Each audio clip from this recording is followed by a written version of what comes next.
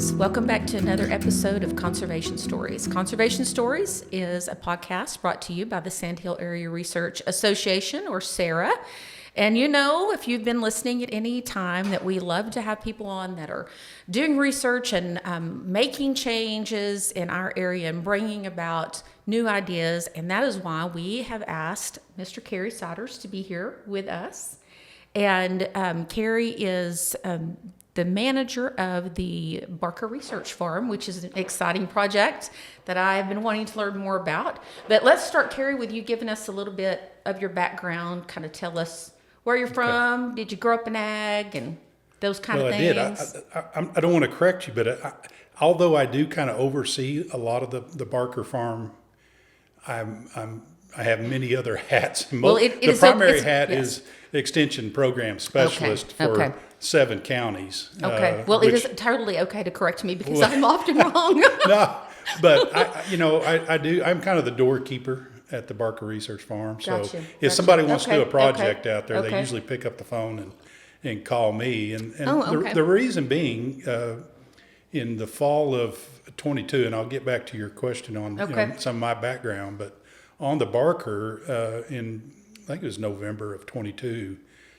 Miss Dolly Barker called me and said, "Hey, the home place here where I live, I'd like to make it available to you, Kerry Siders, to do research." And I thought, oh my goodness, that's a big farm. I mean, that's a couple hundred acres, and I'd love to do justice to the whole farm. But I said, would you allow me to invite others, particularly, A&M research and extension folks to also do some projects out here? And of course, we end up inviting some folks from West Texas A&M, and of course, my son was going to school there at that time, and other entities, of course, the water district and many other entities to be involved in that. And so that obviously, I've been with Extension for over 30 years, so I know the more partners, as you well know, that you have involved, the stronger the work that's produced. To your question about some of my background, I grew up down the Rio Grande Valley in McAllen, and my dad was in ag research for a major chemical company, and so I grew up not commercial farming, but around particularly research and that side of things. And so that's what piqued my interest as I went through my undergraduate down, which now is part of the A&M system, Kingsville. It was Texas A&I at that time, and then went on to graduate school at Texas Tech. And so, I hate to say this, but A&M might be in a world of hurt if it wasn't for Texas Tech in this part of the world. That's a true statement. I think there's a lot of us that work for A&M that went through the tech system, and really in the field we work extremely well. A lot of folks look at that from the standpoint of sports or history of sports. Right. Well, and when you're what I've found is those folks that are doing the day-to-day research and interacting, they're partners, then they know it, and so it's because you're not involved in the politics of all of that, and it really makes things can happen then. Right. And I'll back up on the Barker Farm. Of course, tech plays an important role out there as well. So finished my graduate studies at Texas Tech in weed science under Wayne Keeling. And of course, Wayne is known for his work in weed science, but also systems work. A lot of the rotation work, a lot of the original work here on the High Plains was from a lot of Wayne Keeling's work, from not only in the Lubbock area, but also halfway in Lamesa, a lot of that down with Berkey Slaughter down in the Wellman area.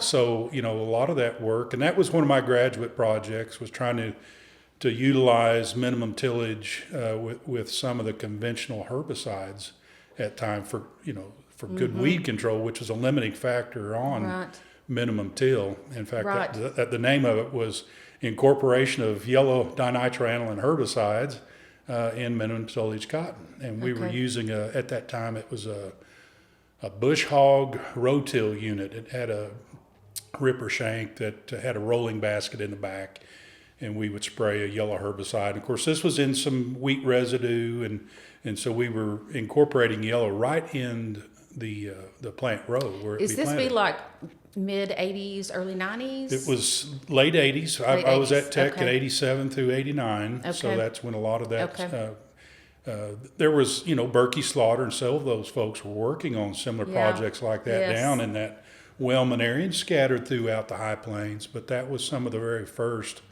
research. My husband's uncle, my uncle by extension, I hate to admit this, Barry Sims. Okay.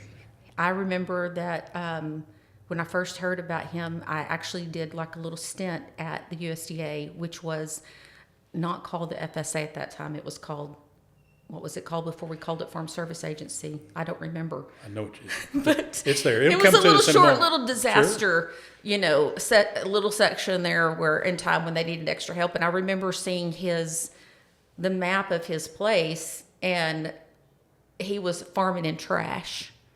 Yeah. Is what people were calling it. Yeah, that was the kind of the reputation of even letting some of the weeds go because they weren't necessarily an economic problem at certain points. Right. Once the crop made. Now, I didn't grow up that way because you saw one pigweed or one particularly. Dad would. If there was a cockleburr out in the field, you got out. It didn't matter if you were going to church. You get that weed out of the field. I've told this story several times, but my brother, his first farm that he was leasing was my grandmother's very good friend and neighbor. Mm-hmm. And I think it was maybe 40 acres right there by their house. And he came out one day at lunch, and my grandmother was out there hoeing. Probably in her apron, and yes. Yes. So, that's that motivated him to keep a clean field. Sure, and that's a mindset that we've had for many years. Of course, economics have kind of changed our mindset on that there's a certain amount that we can tolerate after a certain period, and usually after those first 40 days. So, that's kind of where I cut my teeth. I had a love for research, but and education, but I wasn't really designed for classroom teaching, even though I get an opportunity. That applied education out in the field is really what AgriLife is. That's the purpose and the point is, you might have a classroom session on something at the extension station, but mostly it's going to be a phone call from a producer or somebody else is going to get a phone call. Used to be, Oh, yeah. No, it still do. I had to put my phone on silence because even though it's, mid-December and harvest is practically done, these guys are thinking about plan A, B, and C for, 26 already. I'm sure. So tell us, how many counties is that you're in? Which counties are they? Do you mind? Well, so currently I service 7 counties, but in this current position as an extension program specialist, that just changed in September. Just prior to that point, we were agents. We were assigned to the district, and so I'm officed out of Levelland in Hockley County. So you have a new name. The same thing. Same thing. Yeah. Okay. Yeah. That often happens. But so Hockley and Cochran were the original 2 counties that I started in. Now I started actually in Dimmitt in Castro County years ago. That was my first appointment. Castro and Lamb in 1990, and then Floyd County 92 to 94, and then Terry County from the latter part of 94 through the end of about October 96. So you were there when my husband and I were farming. Probably so. Yeah. Yeah. Yeah. I still have quite a few contacts down in that. Yeah, we were like down there back in that kind of like Loop and Wellman, and we were kind of like right in there. Okay. By, nobody, nothing. Well, it's pretty. We were pretty much right on the Gaines County line almost. Sure. Yeah. Yeah. It's good country, but it was the Sahara Desert. We farmed there. It hadn't rained in 18 months. We wound up moving north, and I've got a picture of my son on a tricycle, and as far as you can see, it's just brown. As far as you can see, and then blue sky. Right. And I just remember, oh my goodness. That's called population control. That people I'll tell you, go to places like that. That is the truth. That is the truth. And thank goodness Barry was farming in trash, or my house. I mean, we did get covered up in sand. Oh yeah. But it wasn't. It wasn't. We were on Barry's. And now I look back and I'm really grateful. Sure. Because it could have been much worse. Oh, no doubt. Yeah. Repeat of the Dust Bowl days. And, there's times we think we're pretty close to that already. It does feel like it sometimes, doesn't it? So, yeah. But I was county agent in Floyd and Terry County, and I came back to the extension agent IPM position when I moved to Levelland. And originally it was Hockley and Cochran County, and then, in the early 2000s, they added Lamb County to that. And then here just in September, even though I'll continue to do basically the same thing in Hockley, Cochran, and Lamb counties, I'll be available for programming in Lubbock, Crosby, Lynn, and Garza counties. Oh my goodness, they're sending you east. Sure, yeah. Oh, now that's really. I mean, you're going to have there's quite a diversity of production. There is. Yeah. So, but from an entomological standpoint, and that's my area. I mean, IPM, we get mostly, insect type questions. So IPM, for people that don't know what it is. Yeah, integrated pest management. Pest management for people it's bugs. That's right. Well, that's true. And, I mean, when you say pest, most people, their mind goes to insects. Yeah, that's true. But that does take in weeds and diseases. And stuff. It's like saying pesticides are actually herbicides, and pesticides are two categories, but a lot of times we put them all under one. That's right. Yeah, and even fungicides that deal with pathogens. So with a weed science background, I mean, it's kind of unusual that I'm now part of the entomology department, but the IPM program through the years has seen fit to bring in some of us, pathology people and weed science people, agronomists, into the program to, kind of beef up this IPM program at the entomology department at A&M has, and so that's I'm kind of the weed guy amongst the group, and we've got a couple others that have both weed science and we had pathology. Dr. Dotre here not too long ago. Of course, he's not part of the entomology department. He's sold across. That's right. But oh my gosh, of course, he has a joint appointment with both A&M and Texas Tech, and so we're solely Texas A&M. Okay. But Pete's a good friend, and we lean on him heavily for our weed science and weed control and just all things weeds. He's our go-to guy there. But so it is a pretty diverse area. But when you look at I spend 90% of my time in cotton production. I do, of course, deal with peanuts and grain sorghum and even corn and all things in between, from sunflowers to black-eyed peas, you name it. A little bit with homeowners, of course. We get calls from homeowners, but and I love dealing with kids. So we try to help out when the counties have their ag awareness type events for kids. I try to help. Terry County, Gaines County. Sure, most of them have some kind of an ag awareness event for particularly the fourth grade age. That's important. I don't think we have anything here in Lubbock. We need to have something. They used to. It was like kids, cows, and more. I don't think it was necessarily during the fair, but they of course had. That would be such a great time to have something. Yeah. But I keep saying we need to have a farm tour in Lubbock. Like, I think it'd be great to have our urban neighbors be able to go out and see what I mean, because I think they're not probably aware of the enormous impact that ag has on the economy of Lubbock and how that impacts their day-to-day life. Right. How many restaurants are going to be open? Sure. Yeah. How many dollars roll through the economy? Yes. Yeah. And so, at one time we had the farm show out on the east side of town, but I'm not sure if something like that could be resurrected, but there is a need for that type of education, not just for the choir, those that are involved day to day in agriculture, but those that others that really need to be aware, especially kids, because those will be voters someday that need to be aware of what's going on. Exactly. As they grow up here, they most likely won't stay here all their life, and so if they move off to wherever it may be, they have an appreciation for what we what that drives our economy here in West Texas. Well, when we were in Terry County, there was a family on that tour. They had 3 kids, and they we're living Brownfield. They've been there. I think that was their second year to go on the tour.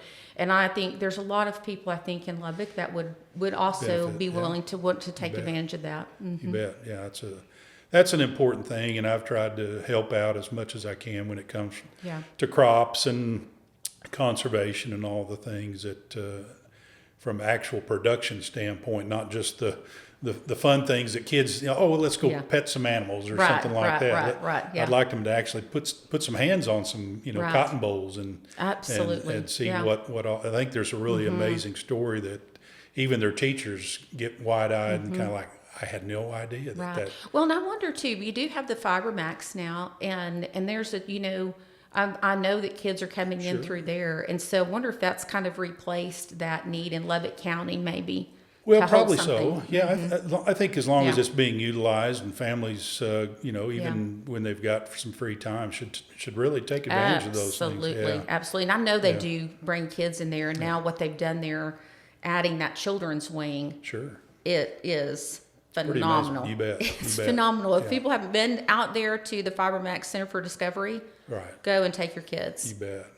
It's amazing. I'm not sure if that wing is open yet or not, but it would probably be shortly. Yes, that's right. So that's, from an educational standpoint, of course, we get the emergency calls of this pest or that pest, but I think from an education standpoint, when we're dealing with both general clientele and youth, that's something that we really try to make folks aware of as well. So what kind of questions are you getting right now? People are getting ready for next year. They're thinking about it. Yeah. And I've heard. In fact, I heard yesterday a friend of mine that said just 3 neighbors around her that she said, I opened the sale paper. She said, I didn't know. So they're at an auction right now, and so they're and so that's an ongoing, probably going to be ongoing through the spring, and no doubt. And I mean, we've got some funds coming in to help people, but just for people to understand that, like, even though it's valuable and appreciated, there's a limit to how much farmers can receive, and for the vast majority of farmers, that money will go directly to the bank, to pay for commitments. And when you have maybe $1 million operating budget every year, $150,000, even though I understand, but it's a drop in the bucket for really. Right. Well, most of my conversations, revolve around the agronomics and the pest and the things of that nature. But, as an example, we had a meeting in Littlefield on Tuesday, and my discussion revolved around 3 pests that I wanted them to really be thinking about. Number 1 was wireworms. Number 2 was the corn leaf hopper. And 3rd was a new one, the cotton jassid. What? Yeah, it's a leaf hopper that's been identified down in the Rio Grande Valley and along the coastal bend. It's very new, and it's not been identified up here. But so we talk about these new pests, and if it plays out the way it could, I mean, we're talking about an additional 1, possibly 4 applications of an insecticide that could cost anywhere from $10 to $20 per an application. Well, that blows the budget. That means per acre. Yes. Sure. Yes. That's what you're saying. Let's say if it is $10, that's per application per acre. Yeah. So multiply that by a field that's just one field of 120 acres. So when you're already like at almost, and generally at prices the way they are, you're either like, man, if I can just cover the cost of production, that'd be great. Right. Well, that puts you. Oh, well, yeah, that just digs the hole that much deeper. Okay, so this bug, say the name again. Cotton jassid, and that's kind of the short version. There's actually, it's the 2-spot cotton leaf hopper, and so instead. All those words. It originated out of the portions of Africa and Asia, and it's nothing new to them. That's probably their number one, particularly in the Asian countries that produce cotton. It's their number one cotton pest. So how do this is, not a scientist, how do these new insects, how are they coming on transport, like as they're just all the above, hitchhiking? All the above. I would say that, so right now we've got, so in Texas, the cotton jassid was first noted mid-2025. The southeast United States, particularly cotton production areas, dealt with it. It hit their pocketbook in this last growing season. But it was noted in Florida, November of 24. But it has been noted in Texas primarily in big box nursery locations. Hibiscus. So we're talking about an insect. Hibiscus. It's one of those pests that have multiple hosts. And so when the transport of landscape plants move from wherever, Georgia or Florida, and they move into Texas, they bring in they're supposed pests. to, but they're supposed to be inspected, but also you can't inspect every one of them. No, and some of those are not regulated yet. They're so new that there's no regulation for them. So a lot of that kind of slips through the cracks until it elevates to a point, and it's now at that point. So I think this is a great place to stop and make note of the fact that we have a system in the country. No doubt. Through extension is how we get the information out. But if we didn't have this, this is very important. No doubt. This is important for us to catch these insects and to think about how early on we're catching them. No doubt. It's not here yet. Yeah, that's what's so, amazing. And identification is critical. And the unique thing about this particular leafhoppers are not unusual. There's several species out there. As an entomologist, I typically ignore many species. Now, the corn leafhopper is also one of those hoppers that we have learned to pay attention to in corn. This cotton jassid, we will, if we start finding unusually looking with these two black spots on their wings as adults, that's going to raise the red flag real quick. And so, we've got to train the consultants and field people that are out there to identify this thing. We might try to see if we can find a picture and post it, when we can add it to the cotton jassid. It should be a fairly common. If you how do you Google spell that the last? Jassid. And that's a common name for leafhoppers, but it's the cotton jassid. So and it's and I don't want to confuse the two. The corn leafhopper, which I mentioned a while ago, through its feeding, it transmits a disease which is known as red stunt disease, and it discolors the plant. It takes on this red color, and in fact, Dr. Pat Porter and Dr. Suhas Vihare did some studies here in Lubbock this last summer where the corn leafhopper reduced yield by near 70%. It's a devastating insect, but it's because of a disease.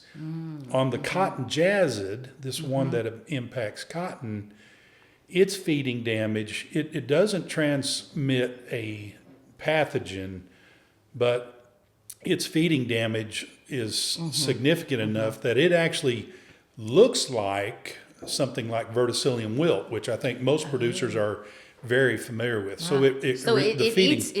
Oh, it eats it, and it results in this wilting symptoms. A lot of times it's a common entomological term is hopper burn. And over the course, if it's a severe infestation, 10 to 14 days after infestation can cause a complete defoliation of a field. So, you lose the leaves, you lose the source, which is supplying the energy to produce cotton bolls.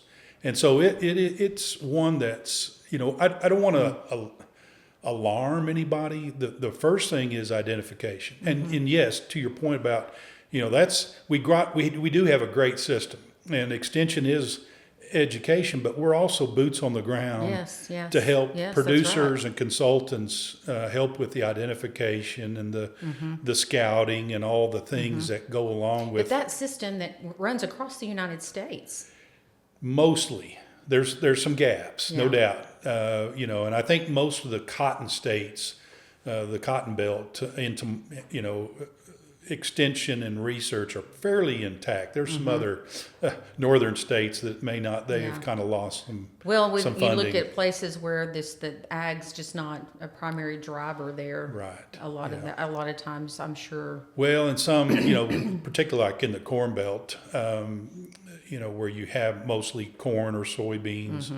I think there's maybe a thought that maybe industry can replace some of that, and I think they're doing a fair job. But to me, AgriLife they fill in the gaps. Yeah, and that's, to me, AgriLife is intended though.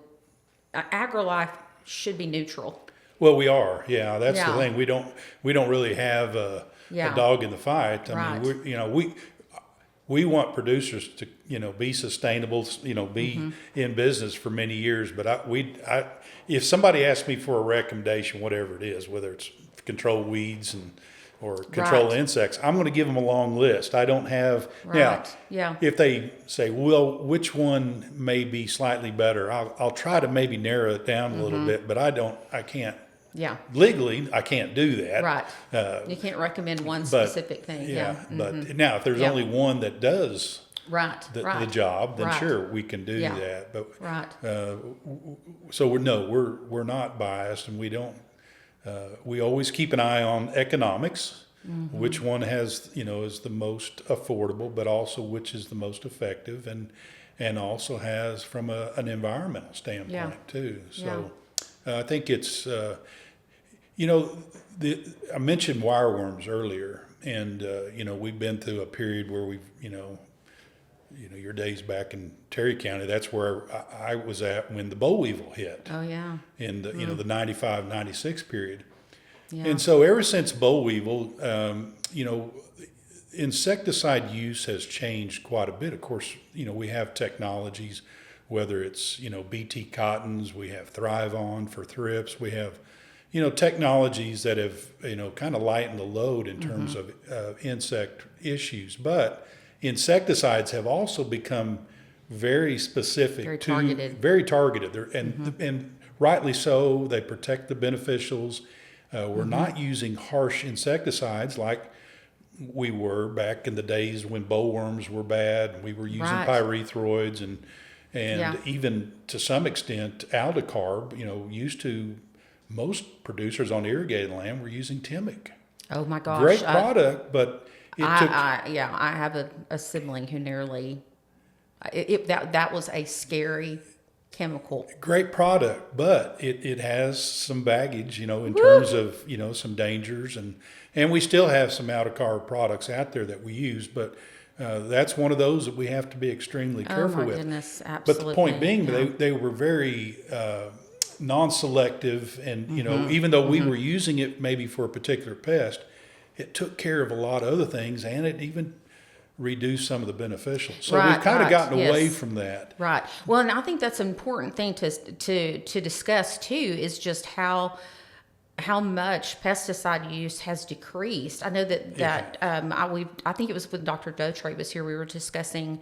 I know that there was this cotton report, dirty cotton report put out about, and I had, someone say, your area is, terrible. And I was like, well, and then I'm thinking, wait a second, like I remember growing up, like it is, and first of all too, like that information isn't like readily available. So whatever's in that report, I'm like, how accurate is that? Right. But second too, I'm like, also compared to what? Right. And so when you start, people who are working and list, they're hearing you, they're concerned, and farmers are concerned about the same things that other people are concerned about the environment. They're hearing you, they're working to do better because they don't want to hurt themselves or their land. Right. Or bees or a number of things. Right. And then you go after them. Right. Yeah. You're just, it's yeah, sure, things need to change, but I wonder sometimes, like, can't we figure out how to dig in and to the positives? Sure. And use that. Well, and I think we've lost some institutional memory too. Somebody like me that, remembers what it was like in the early 90s when we were using a lot of pyrethroids. And pyrethroids have their place. We still have, but we don't use them like we used to. They're very limited in their use. Right. But when you need it, you need it. Well, sure. Yeah. I mean, so I guess my point too, since we've backed off using some of those harsher chemistries are very specific. Again, whether it's weeds or insecticides, what's come with that is some unintended consequences. Right. Yeah. And so wireworms, as an example, is one of those where where we used to use pyrethroids or even Timic, we were taking out the adults, we were taking out the larvae in the soil. And since we were not using those insecticides or pesticides in general, that particular pest has now been elevated to a primary, not a secondary or an occasional pest. Now it's a real problem. Point two on that is I don't think that we could say that on these leafhoppers. Those are not an unintended consequence of backing off. These are, I think, this really is completely new. Well, yeah, this is something that's been moved in here. So for people to understand, cotton is in the hibiscus family. It is a Malvaceae, yes. Yeah. Well, just like okra. Okra, exactly. And in fact, okra is probably if you've got a backyard garden, you're probably going to pick up these cotton Jassids there first, and it can be devastating. You'll know pretty quick if you've got cotton Jassid. In fact, I think even like in Florida where they have some okra production, that's been the biggest problem. They also love chilies. And I know we're here in our own backyard. We have chili commercial production. We do have commercial production of chilies. If so people that's don't a problem. know that, that's another thing we have. Yeah. So the nursery industry, I think it's going to be important, even like our Master Gardener program within Extension, to alert them of keeping an eye on some of these situations where this cotton Jassid will come out. Yeah, and I mean that's why I think Extension, the network that's here, and I'm always talking about. I mean, it's not perfect. No. But it's there, and it's there for people to take advantage of, and a lot of people don't know about it. Sure. And so it's a living library. I mean, it's such a good way to put it. Yeah. And you can call us, and I may not be able to answer the question immediately, but we have the resources. Like a library, the old school library, not just Google it, but an unbiased way to, eventually get your answer for most questions, even for homeowners and something like this. That's interesting. AgriLife needs a little chat GTP with its own data in it so that you can give an app to a farmer and, because you guys are not going to be here forever.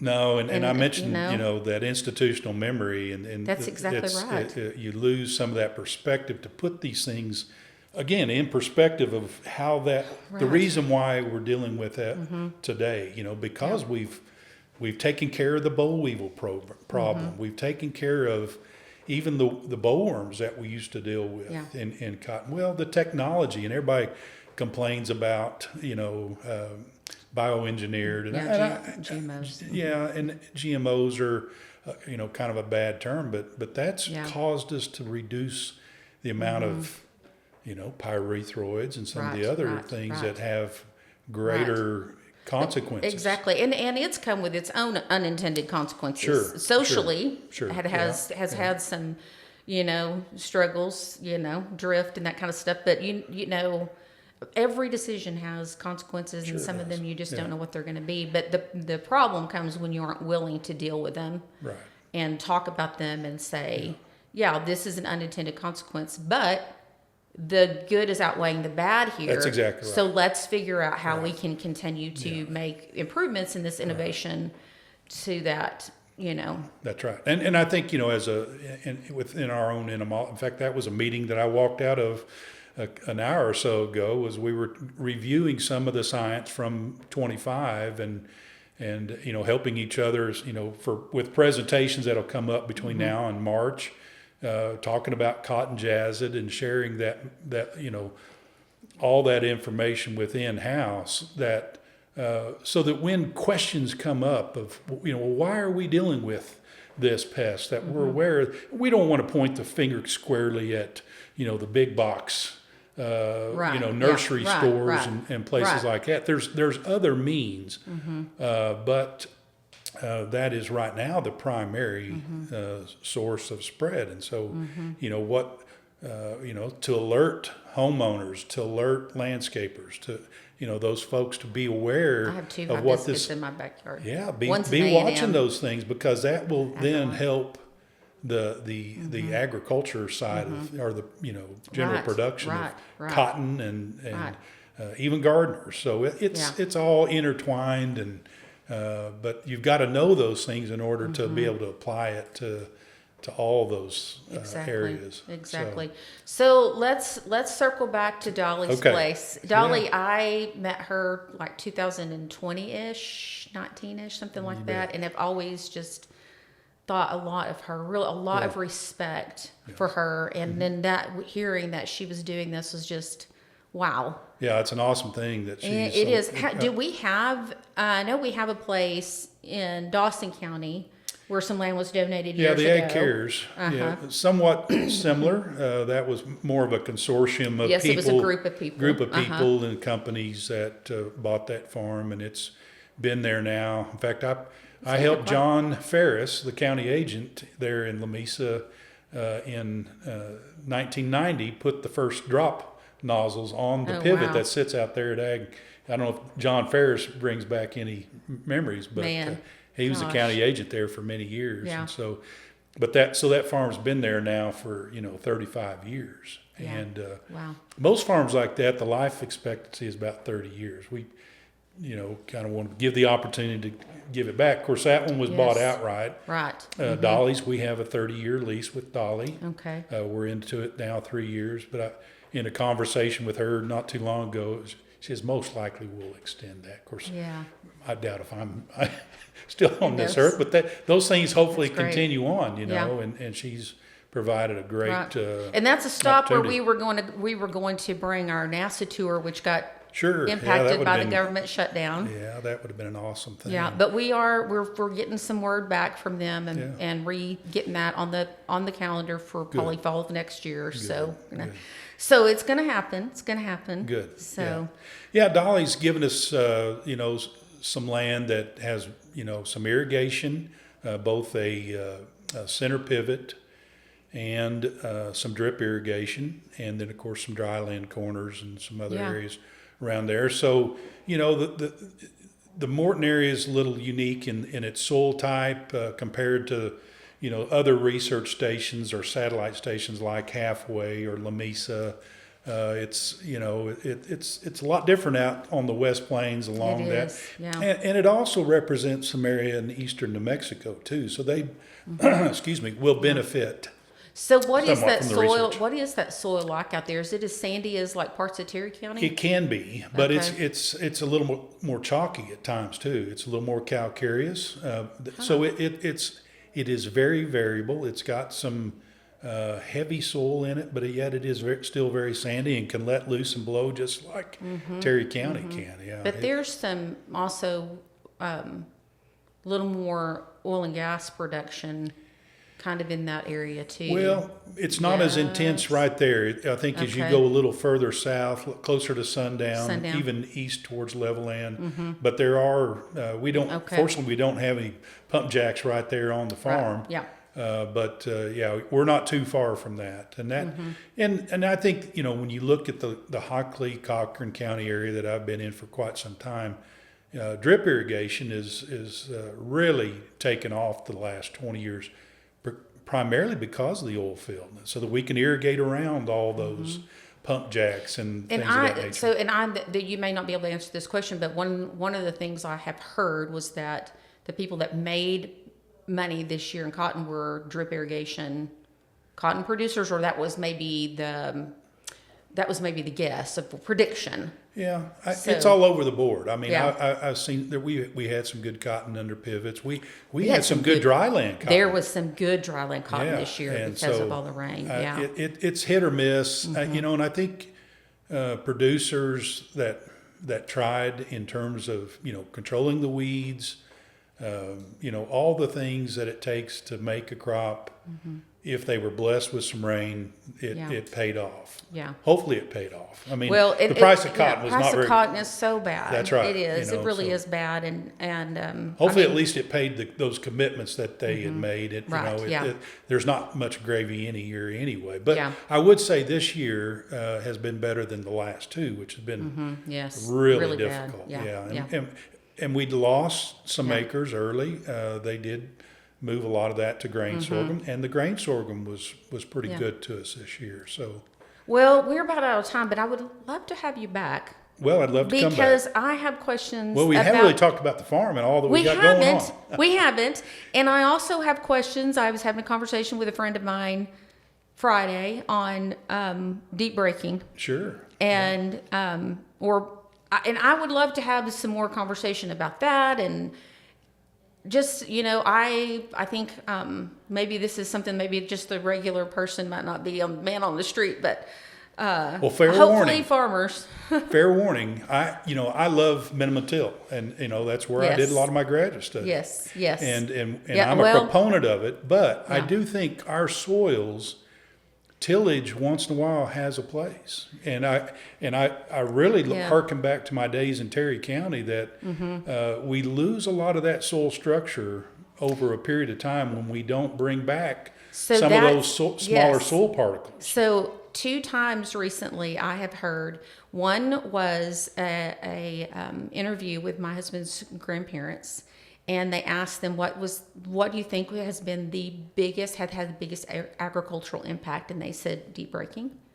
And then I was on the Terry County tour, and our tour guide said that her granddad was like, deep breaking had the biggest impact on agriculture. And I was like, those are 2 Terry County people. So I'm like, interesting. They're talking about like probably the 30s and 40s. Sure. Yeah. And even from weed control standpoint. So there are some benefits that we need to take advantage of once in a while. It's easy to see that something works and think it's always going to work, but when you're dealing with nature, you're dealing with lots of living systems. Sure, yeah. That, so there's so many things to take into consideration. But I really appreciate you being here. This is tons of fun. I appreciate the opportunity. We will do it again. That sounds like a plan. Friends, thanks for being with us. I hope that you found this interesting, and maybe some of it you might not have understood, but we'll also try to find a picture of the cotton Jassid and see if we can put that up for people to identify. So friends, we look forward to having you join us again for another episode of Conservation Stories. Thanks.